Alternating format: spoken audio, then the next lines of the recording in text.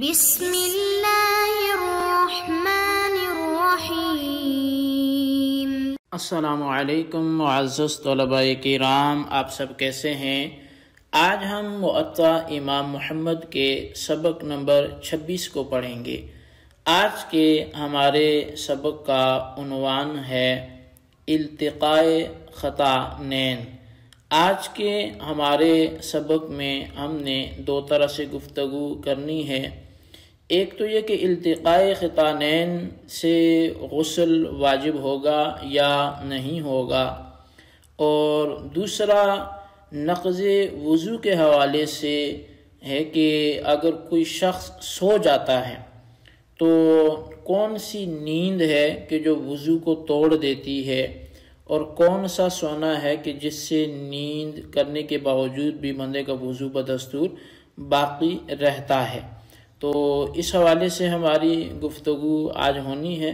تو آئیے سب سے پہلے ہم اول مسئلے پر بحث کرتے ہیں، یعنی جب دو شرمگاہیں مل جائیں تو اب غسل لازم ہوگا یا نہیں ہوگا۔ تو اس حوالے سے ہمارا آج کا باب بھی اولاً ہوگا، یعنی باب اذا التقى الخطانان هل يجب الغسل، یعنی باب ہے کہ جب خطانان مل جائیں تو کیا غسل واجب ہو جائے گا؟ جب مرد و عورت کی شرمگاہیں بلا حجاب مل جائیں تو کیا غسل واجب ہو جائے گا؟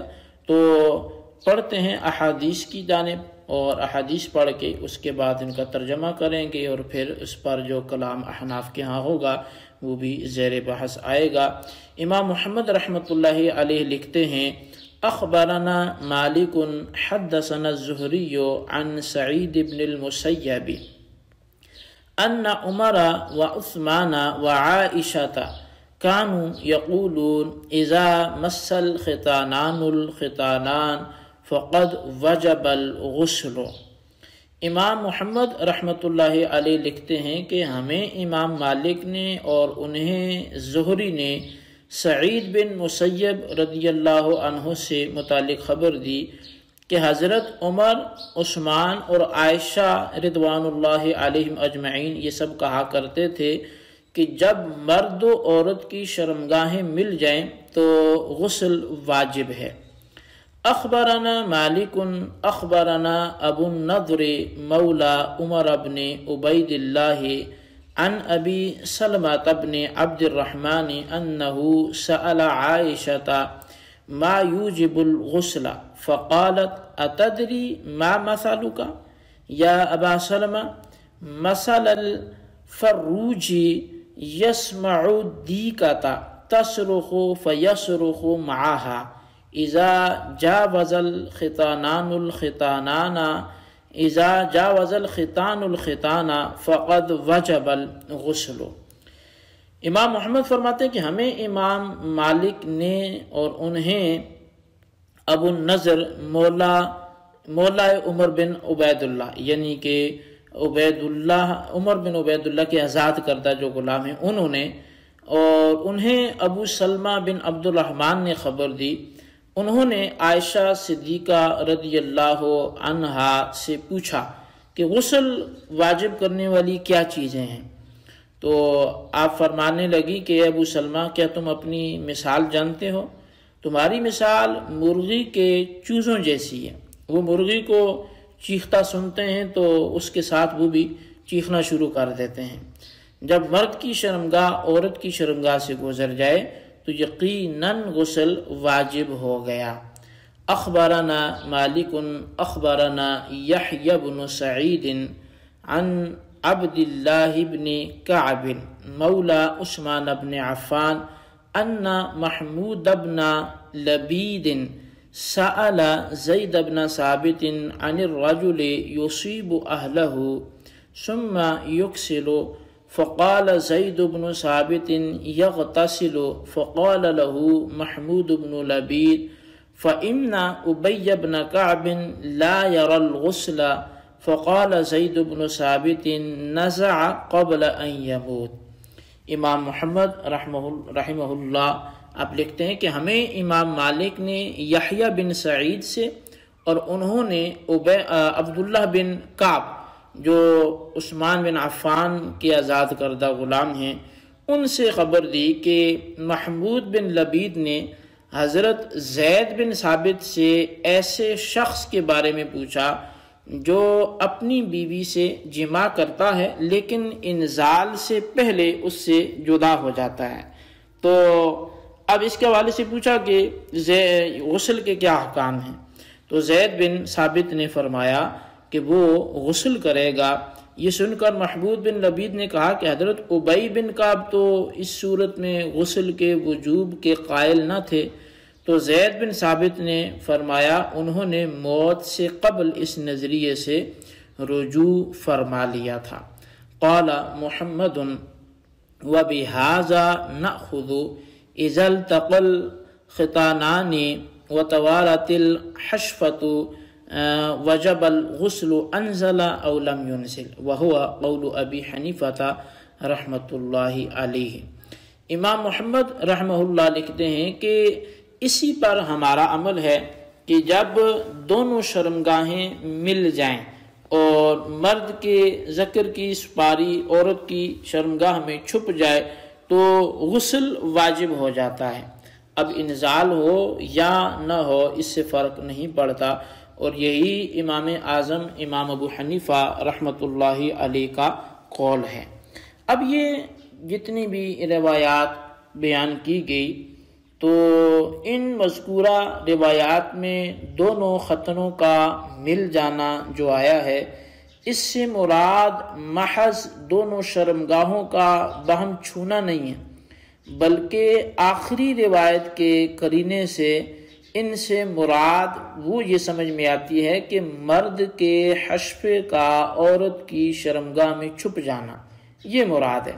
اب احناف کا مسلک یہی ہے کہ اس صورت میں انزال ہو یا نہ ہو غسل دونوں پر واجب ہو جاتا ہے، یعنی اگر حشفہ عورت کی شرمگاہ میں غائب ہو جائے، چھپ جائے، تو اس صورت میں غسل جو ہے وہ دونوں پر واجب ہو جاتا ہے، چہ جائے کہ انزال ہو یا نہ ہو۔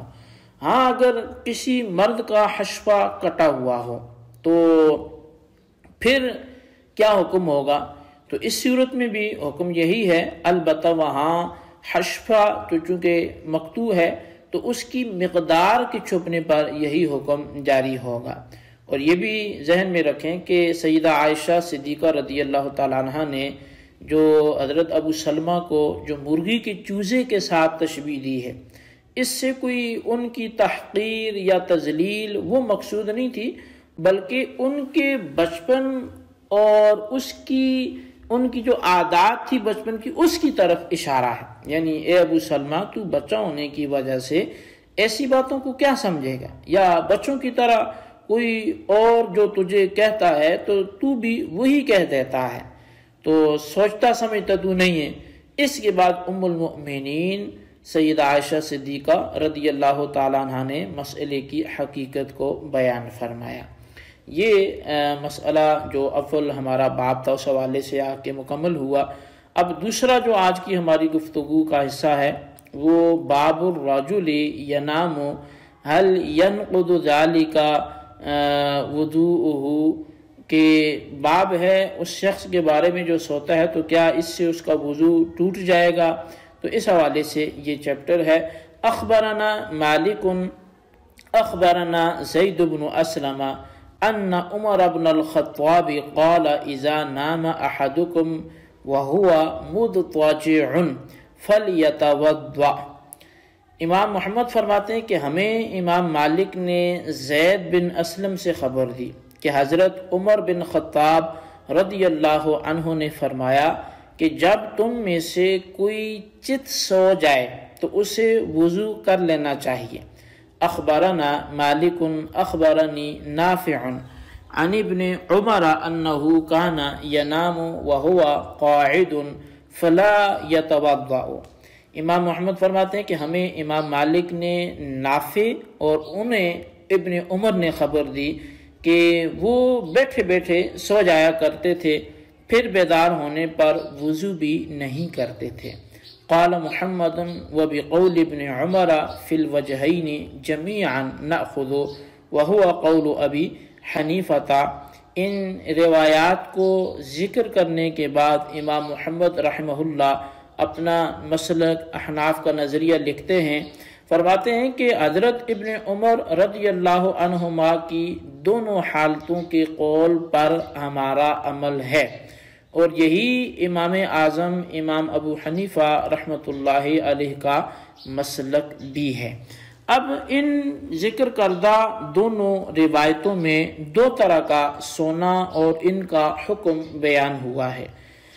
چت لیٹ کر سونے کے بعد اٹھ کر وضو کرنا پڑے گا، اور بیٹھے بیٹھے سونا یہ ناقض وضو نہیں ہے۔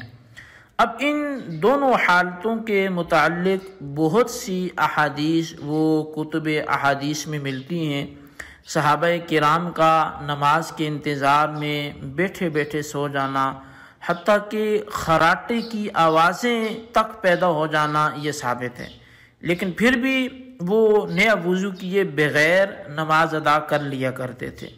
تو ان جیسی احادیث سے علماء احناف نے وہ پھر مسائل کا استنباط کیا اور استدلال کیا۔ تو چند ایک یہاں پر جو اہم مسائل ہیں وہ میں ذکر کرتا ہوں، اور پھر ہم اپنے سبق کو کلوز کرتے ہیں۔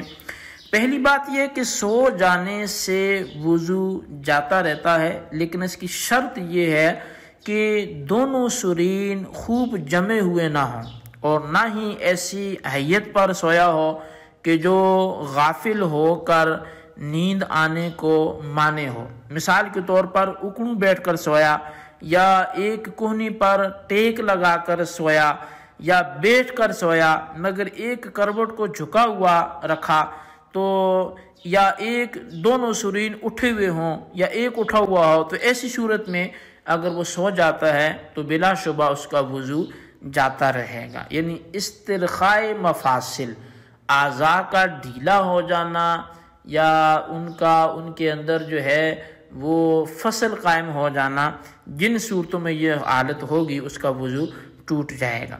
اب سواری پر سوار ہے اور جانور کی پیٹھ ننگی ہے اور جانور ڈھلائی کی طرف جا رہا ہو، تو اس صورت میں بھی وضو ٹوٹ جائے گا۔ اچھا، دونوں زانوں پر بیٹھا ہے اور پیٹ رانوں پہ رکھا ہوا ہے کہ دونوں سرین زمین پر جمے نہ رہیں، اس صورت میں بھی اگر وہ سوتا ہے تو وضو ٹوٹ جائے گا۔ اور اس کے برخلاف اگر نماز کی حالت میں کھڑے ہے، قیام میں ہے، رکوع میں ہے، سجدے میں ہے، اگر نماز میں نمازی سو جائے تو اس کا وضو نہیں جائے گا۔ تو خلاصہ یہ کہ ایسا سونا کہ جس سے ہوا خارج ہونے کا قوی امکان ہو، اس سے وضو ٹوٹ جائے گا، اور اگر ہوا خارج ہونے سے قوی مانع موجود ہو تو وضو قائم رہے گا۔ اچھا، اونگنے یا جھونکے لینے سے وضو نہیں جاتا۔ ہاں، اگر اتنا اونگا یا اتنے جھونکے لیے کہ گر گیا اور فوراً نہ اٹھ سکا تو پھر وضو اس کا چلا جائے گا۔ اسی طرح بے ہوشی، دیوانگی، غشی اور حالت نشہ کے اندر پاؤں چلنے میں لڑکھڑائیں، تو ان سب صورتوں میں وضو جاتا رہے گا۔ اچھا، ان تمام نواقض وضو سے حضرات انبیاء کرام علیہم السلام وہ مستثنیٰ ہیں۔ ان کی نیند چاہے کسی حالت میں بھی ہو وہ ناقض وضو نہیں ہے۔ اس کی وجہ یہ ہے کہ انبیاء کرام کی آنکھیں تو ہمیں سوئی نظر آتی ہیں، لیکن ان کے دل بیدار ہوتے ہیں۔ تو بہرحال یہ ہمارے آج کے سبق کے حوالے سے کچھ ایک ضروری مسائل تھے، نیند کے حوالے سے بھی وہ بھی ذکر کر دیے گئے۔ تو جو ہوا اس کو آپ اچھی طرح بیان ہوا یاد رکھیں، اس کے خلاصے کو اپنے رجسٹر پر لکھیں، اور بالخصوص ان سوالات کے جوابات بھی دیں۔ سوال نمبر 1 یہ ہے کہ کیا التقاء ختانین سے وضو غسل لازم ہوگا، کیا ہوگا، تحریر کریں۔ اور سوال نمبر 2 یہ ہے کہ کس انداز سے بندہ سوئے تو وضو نہیں ٹوٹتا، وجہ بیان کریں۔ اللہ تبارک و تعالیٰ سے دعا ہے جو کچھ ہم نے پڑھا سنوں سے یاد رکھنے کی توفیق نصیب فرمائے۔ آمین بجاہ النبی الامین صلی اللہ علیہ وسلم۔